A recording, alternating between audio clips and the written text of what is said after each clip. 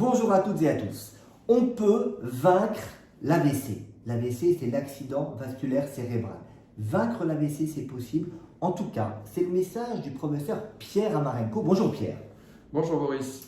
Pierre Amarenko, qui est neurologue et grand spécialiste notamment des maladies vasculaires du cerveau. Alors, on va vous dire comment vaincre l'AVC.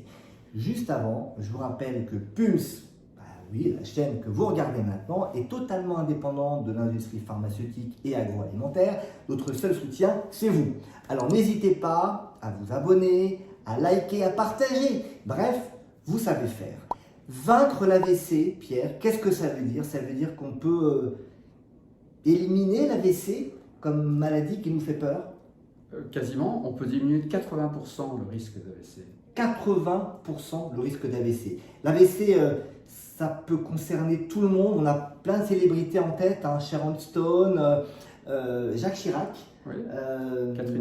Catherine Deneuve, Jean-Paul Belmondo, Jean-Paul Belmondo, Alain Delon, ou même des gens qui ont l'air très forts peuvent souffrir d'AVC. Et on va vous dire comment on peut éviter cela. L'AVC, pour rappel, c'est l'attaque cérébrale. C'est un problème qui est lié au vaisseau sanguin. Vous voyez là, des petites artères au niveau du cerveau. Soit ça saigne, ça éclate et ça c'est une hémorragie dans le cerveau. 20% des AVC. 20% des AVC, soit dans 80% des cas donc, ça se bouche et donc il y a un caillot de sang, ce qui fait qu'il y a une partie du cerveau qui ne peut pas recevoir d'oxygène, qui va donc souffrir et donc ça va donner des signes neurologiques. Et on appelle ça l'infarctus cérébral. Donc c'est comme l'infarctus au niveau du cœur, mais au niveau du cerveau, avec de l'hémiplégie, des paralysies du visage, des troubles du langage, bref, plein de signes neurologiques. Troubles de la vue également. Bien sûr. Alors, tu nous dis 80% des AVC peuvent être écartés. Alors, oui, et je rajouterai encore un chiffre, c'est qu'une personne sur 5 en France aura un AVC dans sa vie. Et pour les femmes, c'est presque une personne sur 4. Donc plus que les cancers, hein. Le cancer du sein qui fait peur, c'est plus fréquent. Oui, il y a 12 500 de femmes qui meurent de cancer du sein par an et il y a 18 500 femmes qui meurent d'AVC par an.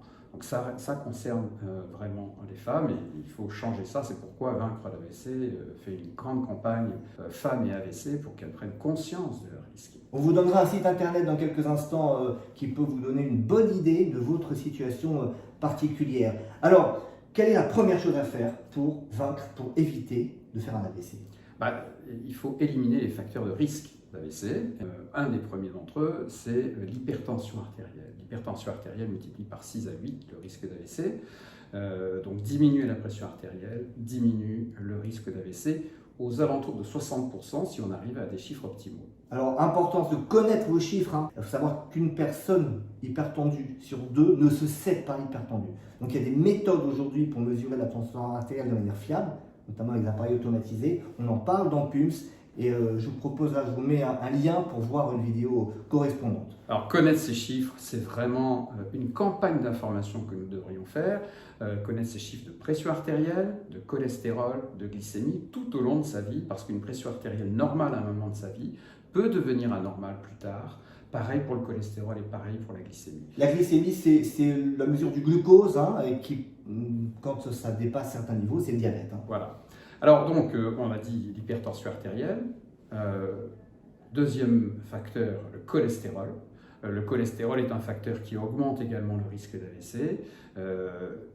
En diminuant le cholestérol à des niveaux requis par les recommandations, on peut diminuer son risque de 40%.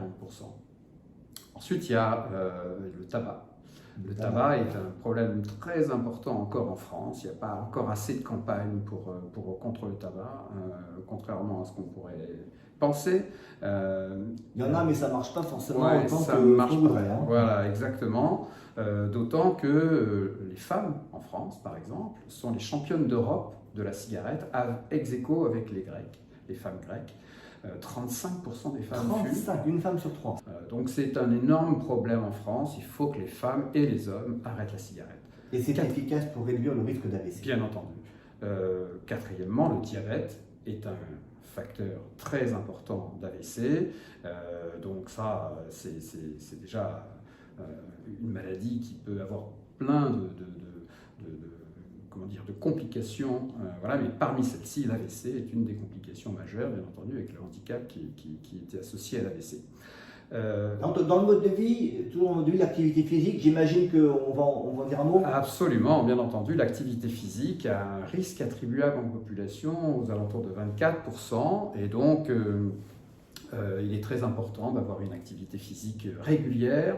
On montre dans une étude publiée dans Lancet Neurologie que les personnes qui font de l'activité physique régulière, qui ont une activité physique régulière et qui ont un AVC, ont plus tard 50% de risque en moins de faire un AVC avec handicap. Donc ça c'est important, ça veut dire aussi, même si on a déjà fait un AVC, l'activité physique permet de réduire le risque de récidiver. Oui, absolument.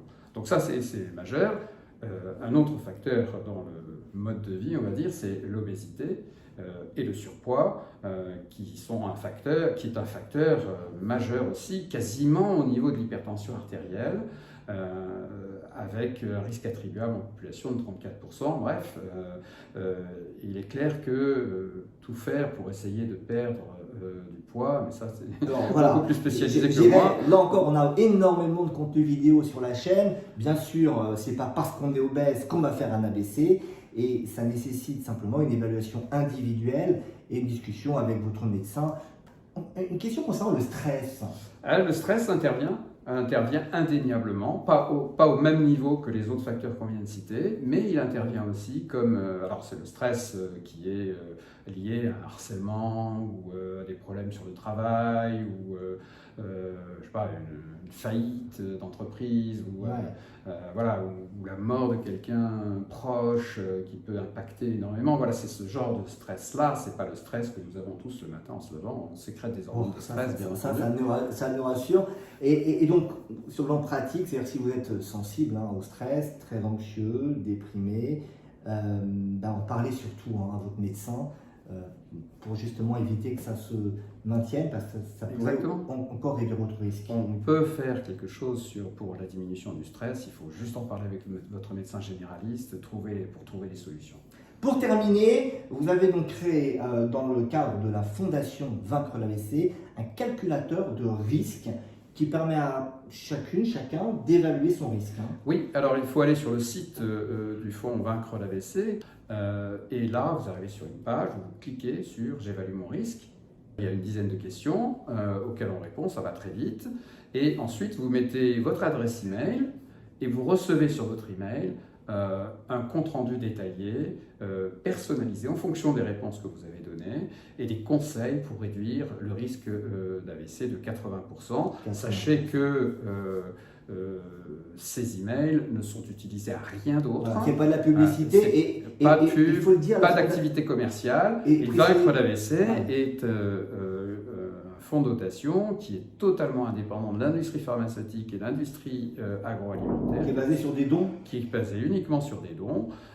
Et d'ailleurs, nous souhaitons avoir des dons si appelés à votre générosité, car il est très important de pouvoir véhiculer ce message que on peut vaincre l'AVC, on peut diminuer de 80% le risque d'AVC si on prend des mesures nécessaires en fonction des facteurs de risque que nous avons ou nous n'avons pas. Et c'est l'objectif de la Fondation, réduire le risque de 80% d'ici 2030. Donc on se retrouve en 2030. Voilà.